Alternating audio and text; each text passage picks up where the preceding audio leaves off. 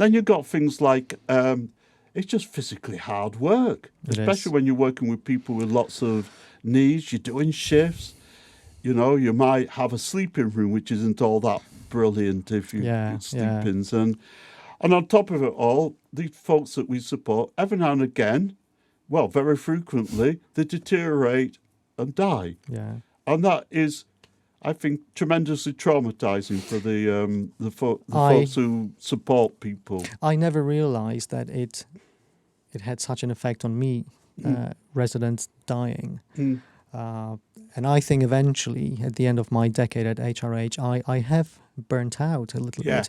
And in the beginning, I didn't even know what it meant. Oh, I heard stories that someone left because she's burnt out.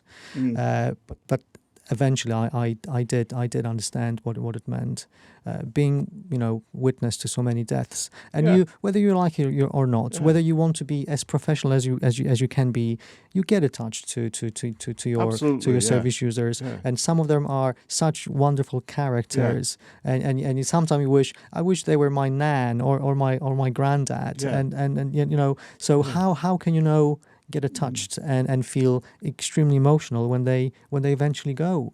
That had a massive effect on me. I had several residents at Hampton House that I loved to bits, and I was really in pieces when it's when really they left. upsetting. And we tend to have the attitude as people working in health and social care, you just got to get on with it. Certainly in the early part of my career, the idea that we should get upset about people dying who we support, it just didn't exist.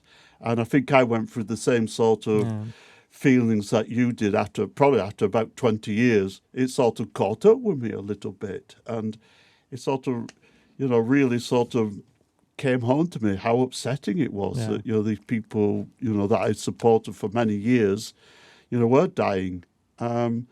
But I think there's a lot more understanding now. I think we give ourselves permission to be upset a bit more now.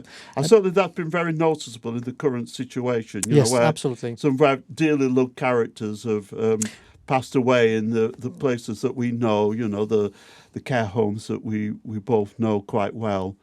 Yeah, and there's more training as well. So there's a lot of education about how to deal with these things.